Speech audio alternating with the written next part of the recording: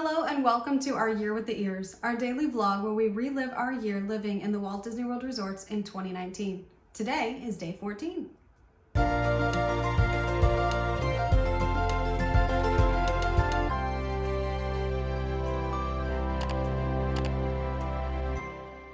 This morning we are very excited to hurry up and get everything packed and get out of this room, not because we didn't enjoy it over here at Riverside, but because we are heading over to one of our most exciting stays of the entire year.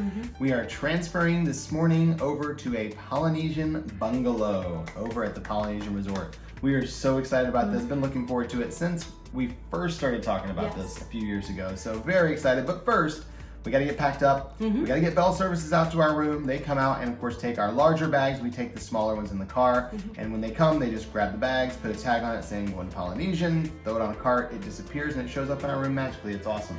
So they take care of the bags. We head over to Polynesian because we have breakfast reservations at Ohana.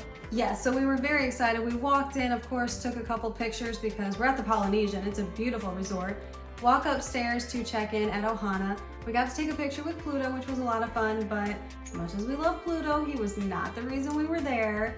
We really enjoyed breakfast here, but we're more at Ohana for the characters. Yeah, I mean, I feel like most Disney table service, like buffet or all-you-can-eat style dining for breakfast especially, it's pretty much the same food, right? It's like eggs and bacon and sausage and hash browns or tater tots and like it's got the same basic stuff. Ohana does have a really good pineapple like honey glazed ham. Ooh, yes. That was also So like good. that was really good. But other than that, everything else is pretty much similar to like Chef Mickey's and everywhere else. Yeah. But you know, Lilo and Stitch and Mickey, that is the real star of the Hawaii show. Mickey. I mean, he's adorable. And I came prepared. I got my Stitch earrings, I got my Stitch clip up here, and so of course I had to show them off when he came around, and he loved all the Stitch that I was wearing, my skirt. So of course we took pictures. We each got a picture with each of the characters. It was just a really enjoyable start to the day, and of course we were already pumped because of the room we're about to stay in. So it was just a very exciting morning. We were very much buzzing at that point. So we finished up our breakfast, which we actually were there quite a while. We stayed a little later eating and seeing the characters because we had to wait for them to come back around.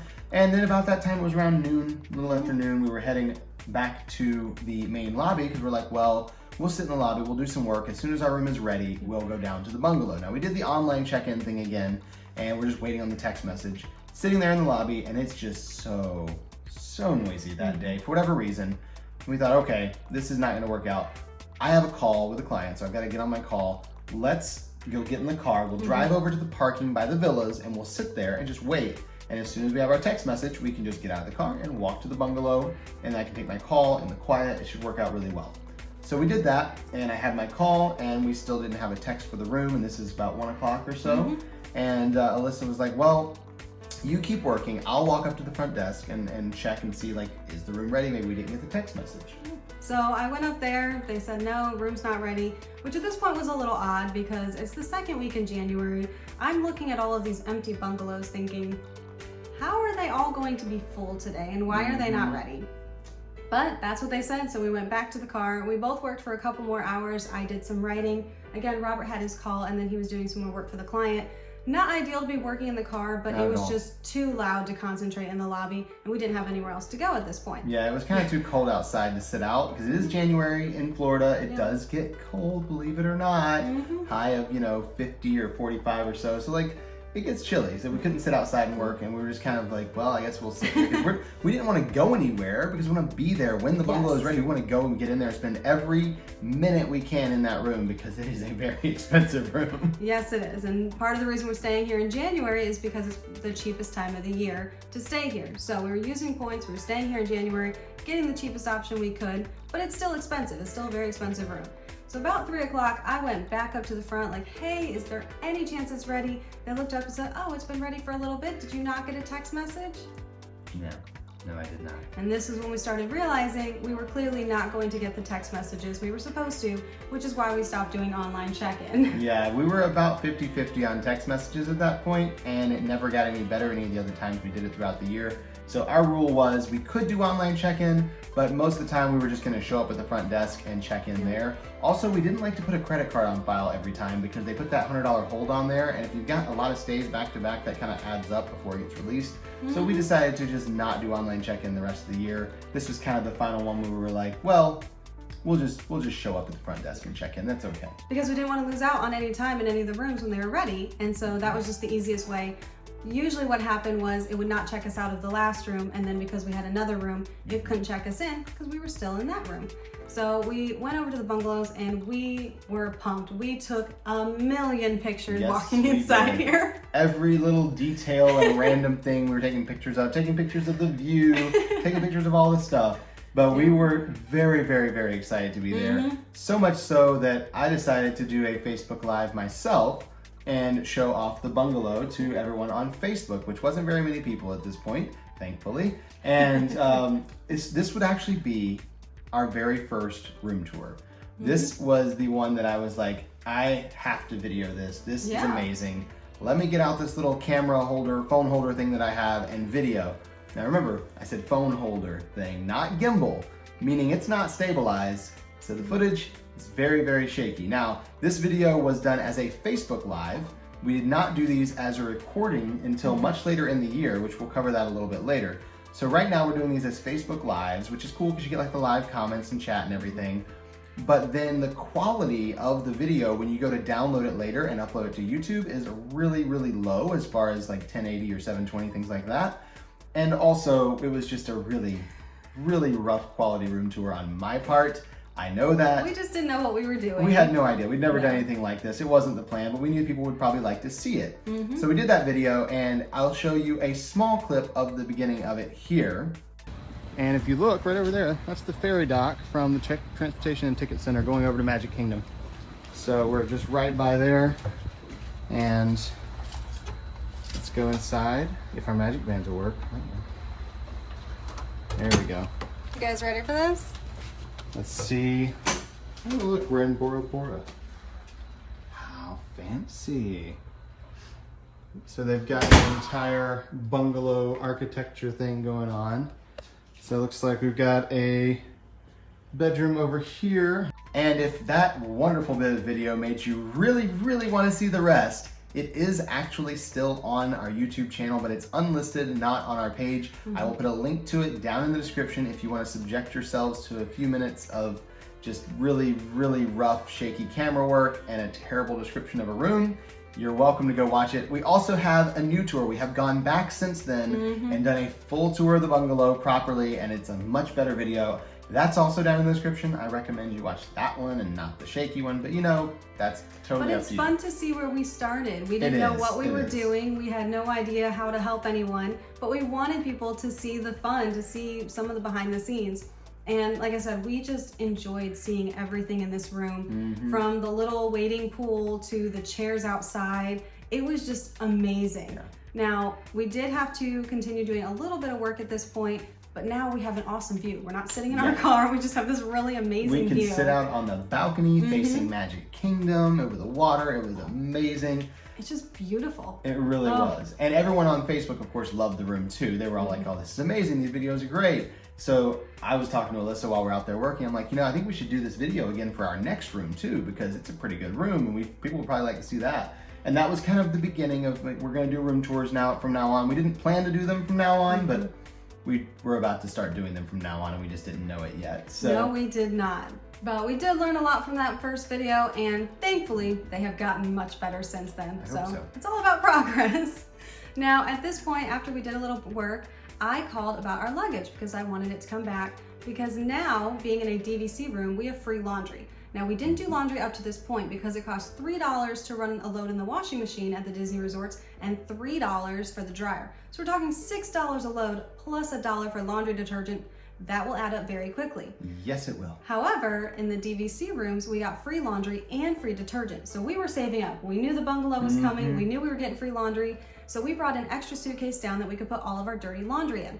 I called, luggage wasn't there yet. That's fine, we'll wait. So we just enjoyed the view, kept doing a little bit of work, taking pictures, and just enjoying being in the bungalow. Yeah, like nothing wrong with just hanging out in the bungalow, right? So we plan to not really go anywhere couple days we were in the bungalow because we wanted to enjoy every minute there that we could. So I called about an hour later because they do promise the luggage by 5 o'clock. This was about 6. And I ended up with the same cast member and he said, that's very odd. It should be here by now. I don't know why it isn't. Let me call and find out for you because clearly something's wrong. So he called me back. He goes, I am so sorry. Someone sent your luggage to Pop Century. Apparently they read the tag as Pop instead of Polly. Yep. So he apologized and said they were working on getting it over. We should have it soon. Totally fine. The only thing we wanted to make sure we did was watch Happily Ever After from our balcony. That was the only thing we needed. We had the greatest view because we were in bungalow 20 all the way on the end near the ferry dock by the TTC. Perfect view of the castle and Space Mountain and the fireworks. We had to be out there to watch the fireworks. Yes. But hey, like they should be able to get the luggage here. It's only like 7:15 or so. It should be here. It should be fine. Yeah, we have plenty of time. We're good. So they did call back and they got our luggage here very quickly. They'll bring it right up. And then just no one came. Just waited. Like, okay, well that's fine. But I knew someone would end up coming when I'm standing on the back balcony watching Happily Ever After. So I propped the door open and just said, hopefully they come in when they see the door open. So we're on the back balcony and sure enough, 7:58, Happily Ever After's at 8 o'clock. I hear a knock on the door. I run to the other side of the bungalow, open the door and say, please come in quickly, I'll help you unload, but I don't want to miss Happily Ever After. And the guy found that very amusing. So we unloaded as quickly as humanly possible, got it in there. I ran back to the back. Robert's back there. He's got his camera set up. He's got his video set up. He was live streaming on Facebook. He had the whole shebang and I'm sitting there and we both just loved the view. Oh, they pump in the music into the bungalow. So you've got Happily Ever After coming in, the fireworks in front of you. It is just the most amazing, incredible experience. It was so cool. It was the best part of the bungalow, honestly. That was just the best part. And so that was just the perfect way to end the night.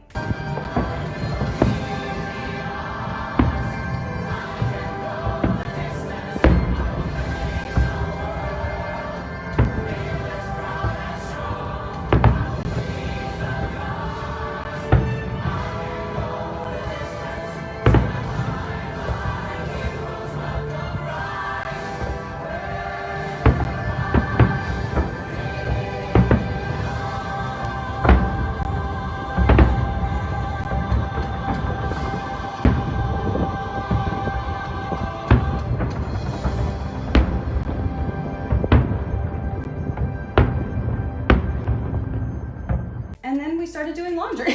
Yep, we went back to reality. Now we've got to load up the washer and dryer. Now this room was also sleeping up to 8 people and we had friends, lots and lots of friends who wanted to come stay with us at Disney World, of course. But we had friends and family, a few of them that we did invite and say, hey, if you're gonna be in town or wanna come into town these certain dates, we have some larger rooms. You're welcome to come and stay with us because you know it's just a big room and us inside. So one family that we're friends with, there are 4 kids and then there's the parents. Mom was not able to get off work, but Dad and the 4 kids were able to come down, and they actually had a trip scheduled over the time we were in the bungalow and the next room. And I said, well, if you're gonna already be down here, instead of getting a hotel, why not come stay in a bungalow? And he's just like, well, twist my arm. I guess I'll come and stay in a bungalow with you. So they got there a little bit later that night, and we're gonna be staying with us the next few days, which was really great to kind of have someone to kind of share that experience with, not just us. I mean, we really enjoyed it, but having another family come in, it was really fun to have someone to kind of share the experiences with. Now, I'm not saying all the experiences were good. We actually had a kind of negative experience starting off that night right before our friends got there. Alyssa went into the master bedroom and was kind of putting things, like moving things around, putting things away, and put her hand down on the dresser, kind of table dresser desk thing, and it was sticky, like soda sticky, like a ring of soda on the unpleasant like all over the put your hand on. And that's when I found that there was actually sticky marks all over the dresser. So that was a little disconcerting when we waited all day to get in the bungalow and then it wasn't completely clean. So I called about that. They said I could just wipe it up. Okay. But again, we were still on cloud 9. We were in the bungalows. It was the coolest experience. We were very much on adrenaline at this point. The bathroom was like the most amazing bathroom ever. And we didn't even learn about something until the next day after the live stream we did on Facebook. and we will share that tomorrow. Yes, we will, as well as the additional stories and things that happen in the bungalow. There's more, but it doesn't happen today. We've got to wait for tomorrow for that one. So we will see you tomorrow For our Year with the Ears.